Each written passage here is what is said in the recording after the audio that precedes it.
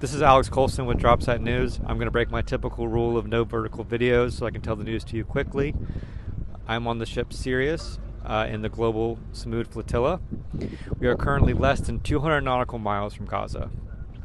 We plan to arrive at about 150 nautical miles, what organizers call the Orange Zone, at around 4 a.m. That is the likeliest place where we will be intercepted. To give you some reference, the Handala and the Madeleine were both intercepted between 90 to 110 miles from the Gaza shores. Now, the Italian, Spanish, and Turkish governments have pledged some support for the flotilla. This is what we know about that so far. According to an Italian government source that I have, they have confirmed that they will leave us between 159 to 100 miles before Gaza, which is to say they will leave us once we arrive into the interception zone. There is no second ship as far as I know. The Spanish vessel sailed 3 days ago and will arrive either late tonight or tomorrow, which means they could arrive before we get to the interception zone, or they arrive after we've already arrived at the interception zone. It is unclear. The Turkish Ministry of Defense has said, quote, "We are ready to support the Global Samud Flotilla, and our ships in the Eastern Mediterranean will, if needed, contribute to humanitarian relief missions."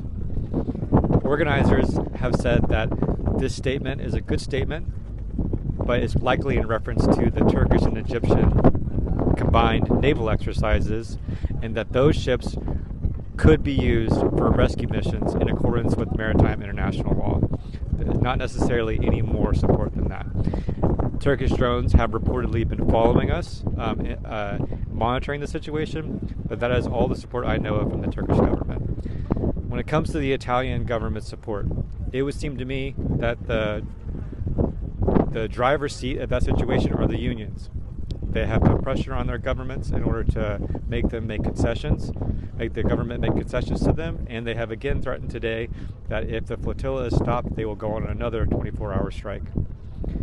According to the Israeli press, an elite Israeli naval unit has been activated to do interception maneuvers. And according to a military correspondent in the Israeli press, they plan to corral all the boats and then place all the participants onto one large naval warship and then take us to Ashdod port if they intercept us. It is unclear if we will be intercepted around the time that we arrive to 150 nautical miles at 4 a.m. tonight, but each boat is on high alert for that to be a likely possibility. Incrementally, we have had more participants, around 530 at present, and more boats over time, but each time we lose a boat or each time we have a technical malfunction, it sets us back a certain amount. And so I would say it's completely coincidental that we happen to be arriving to Gaza shores as the ceasefire proposal is on the table. It's hard to make a one-to-one causal claim about those two things. What does it mean exactly then? I think on some level it means that we are in a strange situation where the geopolitical forces around the flotilla are changing daily. So it's hard to anticipate anything other than the fact that we are committed to trying to opening up a humanitarian corridor, and then the rest is not in our hands. That is the situation as far as I understand it.